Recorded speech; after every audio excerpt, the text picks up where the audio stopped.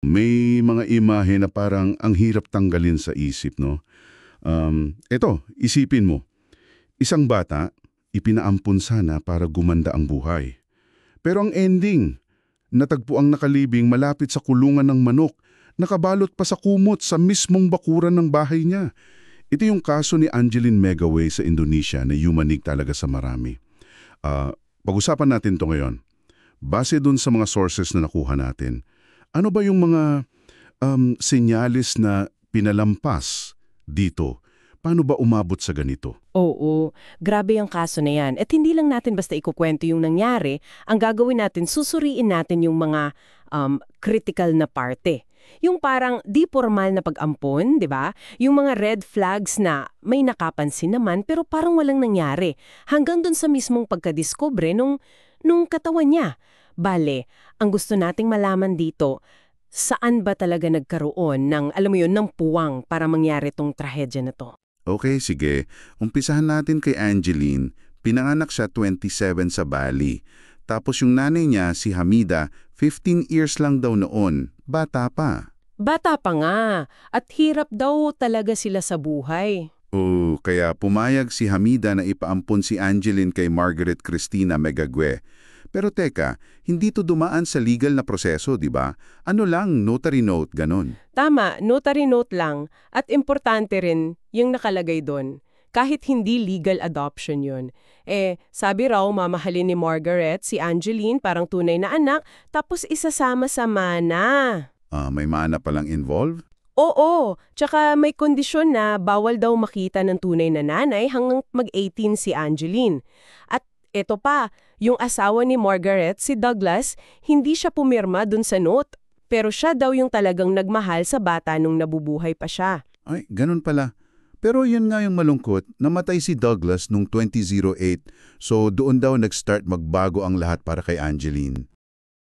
Naging ano na siya? Ginawang parang katulong, tagalinis, tagalaba, tagapakain ng mga hayop. Pati yung dosi-dose ng manok daw, grabe. Oo, ganun na nga. Nakakalungkot yung transformation at hindi yan nakalusot sa mga tao sa paligid niya, lalo na sa school. Napansin ng mga teachers Ano napansin nila? Laging matamlay daw si Angeline, payat. Minsan nga, naaamoy daw siyang parang dumi ng manok. Dito napapasok yung isang, alam mo yun, missed opportunity talaga. Bakit? Ano nangyari? Yung headmaster nila, nag-offer na ampunin na lang si Angeline, pero tumanggi si Margaret. Nagsumbong pa nga yung school sa, National Child Protection Commission. Isang ahensya na dapat, di ba, aaksyon. Tapos, may ginawa ba yung ahensya? Kasi may report na pala Mukhang wala ring nangyari. Ang sabi, parang tinakot lang sila ni Margaret.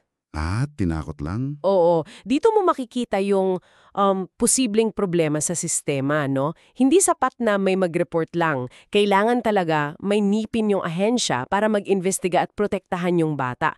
Lalo na kung palaban yung inaakusahan. Parang hindi yun nangyari kay Angeline. Kawawa naman. Hanggang sa, ayun na nga, yung May 16, 2015, nawala siya. Naging viral pa yung paghahanap, di ba? Maraming nag-post. Pero yung kilos daw ni Margaret, kakaiba. Oo, yun ang napansin ng marami, pati pulis. Malamig daw, iritable. Hindi yung typical na reaksyon ng isang nanay na nag-aalala sa nawawalang anak. Yun yung mga senyales na parang, oo, may mali dito. At yung kinatatakutan ng lahat, nangyari nga. June 10, 2015, nakita na siya. Grabe yung details no? Nakalibing lang daw malapit sa kulungan ng manok, mababaw lang. Tinabunan pa ng basura. Tapos yakap pa raw yung paborito niyang manika. Sobrang sakit isipin. Anong lumabas sa autopsy? Anong cause of death? Kinumpirma ng autopsy na matinding violence yung dinanas niya. Blunt force trauma sa ulo. Basically, pinukpok siya. At mga 3 linggo na daw siyang patay bago natagpuan. 3 linggo? Grabe. So malinaw na hindi aksidente. May naaresto naman agad, di ba? Si Margaret tsaka yung dati nilang kasambahay, si Agus. Oo, si Margaret tsaka si Agus Tay Hamba. Medyo naging magulo pa nga yung testimonya ni Agus Bakit? Ano yung nangyari? Kasi nung una, umamin siya. Siya daw pumatay. Pero bigla niyang binawi. Tapos, tinuro niya si Margaret. Si Margaret daw yung utak at siya mismo yung nanakit kay Angeline hanggang mamatay. Paano daw sinaktan? May detalye ba? Meron. Sabi ni Agus, kinaladkad daw ni Margaret si Angeline sa buhok, sinampal, sinuntok. Hanggang bumagsak na raw yung bata, duguan yung ilong tsaka tenga. May mga paso pa raw ng sigarilyo, grabe. Diyos ko, sobrang brutal. Tapos, inutusan pa daw siya ni Margaret na gahasain yung bata. Pero tumanggi daw si Agus dito. Tapos, inutusan siyang ilibing kapalit ng 200 million rupya. Malaking pera yun sa Indonesia noon. Grabe yung details. Pero si Margaret ano sabi niya? Todo tanggi. Oo, mariin niyang itinanggi lahat. Inosente daw siya. Pero yung prosecution, malakas yung argumento nila na pera ang motive dahil dun sa mana na nakalagay dun sa notary note. Yung mana nga. So, anong naging hatol sa kanila? Si Agus, nahatol ng 10 taon. Nabawasan pa ata yun para sa pagtutulong sa pagtago ng krimen. Si Margaret naman, habang buhay na pagkakakulong, life imprisonment. Walang parole. Wala. Lahat ng apela nila, na-reject. Tapos, ang balita nga, namatay na si Margaret sa kulungan, December 2024 lang. Dahil lugaw sa sakit sa bato. Hay, isang napakasakit na kwento talaga. Nagsimula sa pag-asa, di ba? Ipinamigay para sana sa mas magandang kinabukasan. Pero karahasan pala yung naghintay sa kanya. Sa mismong lugar na dapat sanay, ligtas siya. Oo.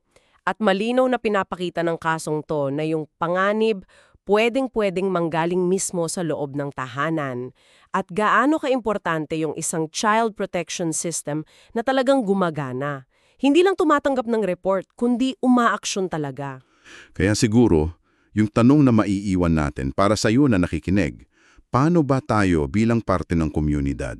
Kapitbahay, kaibigan o kahit sino lang, paano tayo magiging mas mapagmatyag at handang tumulong para maprotektahan yung mga bata na baka nasa peligro, lalo na kung yung peligro na yun ay nasa loob mismo ng sarili nilang bahay? Isang bagay na dapat nating pag-isipan lahat.